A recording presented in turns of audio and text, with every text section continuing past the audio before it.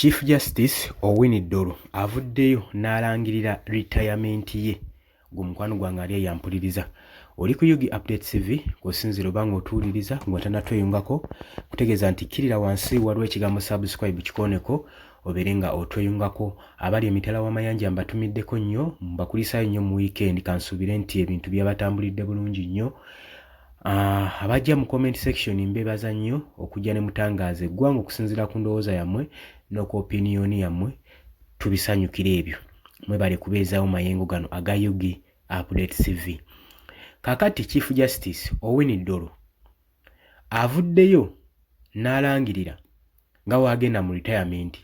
Agamba mpulira mbikooye njagala kudda waka nsobole okuba nga mpummulamu.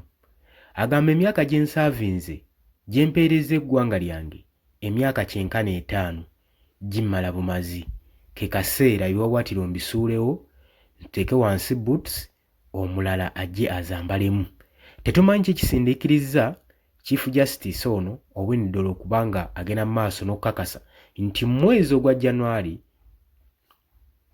agamba mu masekati ga January ngina kubanga mpummula nzeeyo ewaka ate nsobole okuba nga nkwajja emirimu emirala. Ebbanga lyempeereza eggwanga lyange emyaka 5 gimala. Tetumanyi oba ebimu ku bimusindiikiriza nga yagadde bwagazi ku retiringa nga ye.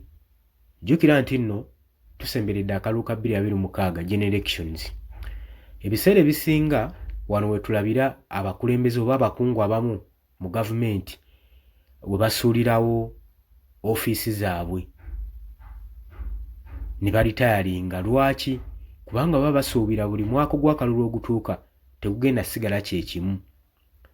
Ebiseera ebisinga abamu baba bafiiringa guilty nga baba basaavinze ekimala naye nga tebaweereza nga babadde balina kuweereza bannayuganda.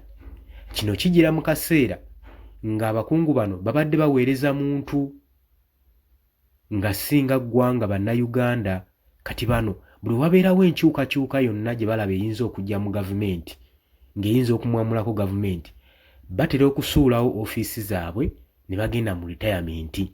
Era tujje tukiraba enfunda eziwerako naddala abakulembeze aba chairperson nga mu Electoral Commission, Chief Justice mu Judiciary, wali duddawo ewalala awo.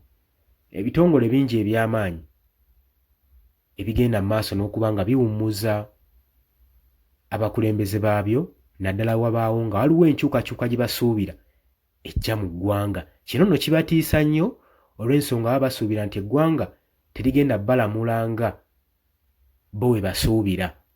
Babeera mu kutya, mu kupanikinga olw'ebyo ebikyamu bye baba bakoze n'ensonga eziba zigenda mu bukyamu mu ggwanga kyokka nga bye bazivunaanyizibwako, nga bandibadde balina kye basobola okukola okutaakiriza embeera egenda mu ggwanga wabula ne batakiteekamu mukono.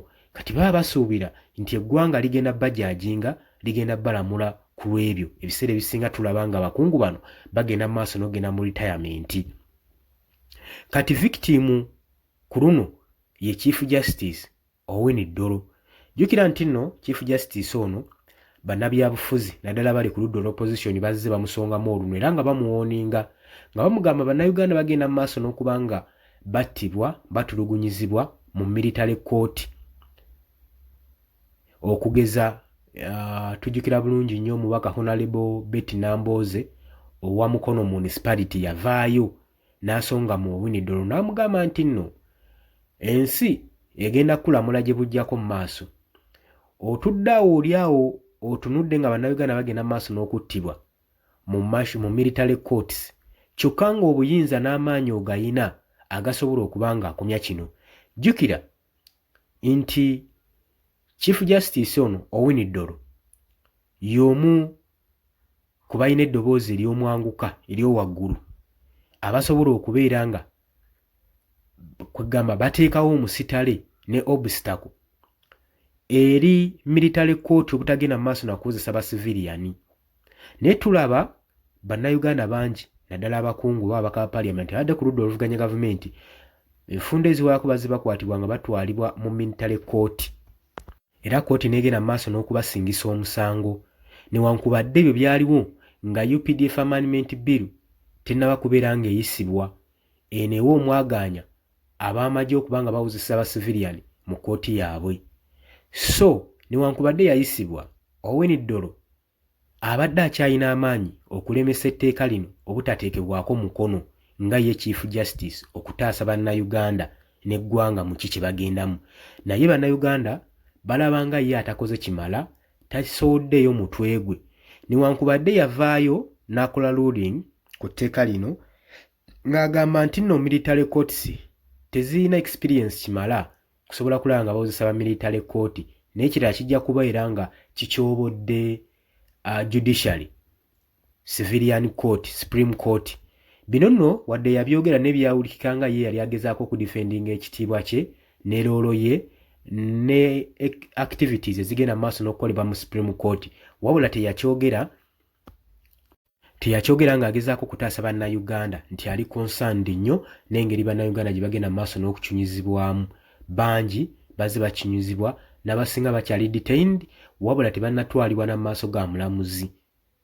Bino byenjogera biri ku sayidi ye, tebiri mu military court, eri mu supreme court. Bangi batwaliddwa naye tebajjanga mu maaso ga mulamuzi kuwa nsala yaabwe, era abamu bakyabuziddwawo tebaleetebwanga mu maaso ga mulamuzi kufeesinga bibonerezo byabwe. Kati eno neyeesanga ng'emu ku nsonga nayo alaba emufeesinzeemu Chief Justice ono muli ngeri yonna yonna, era tewali ngeri kijabadde ayinza kusigala ku ntebe okuggyako okusaba retirement okusobola okulaba nga bino byonna abyesuula muguluka. Oli ku UG Updates TV osinzira okuba nga otuwuliriza, weebale kwekumira ku mayunga nabula gwatannatwengako nkutegeeza kirira wansi waliwo ekigambo subscribe kikoneko obeere nga otweyungako. Mbagaliza olunaku olulungi, osobola okujja mu comment section osobola otutangaza golowooza nsonga ki eyinza okuba nga esindiikiriza Chief Justice ono okuva mu bitiibwa ne Luxury Express z'abadde alimu okusobola okulaba ng'agenda mu retirement so ng'emyaka gye gikyali.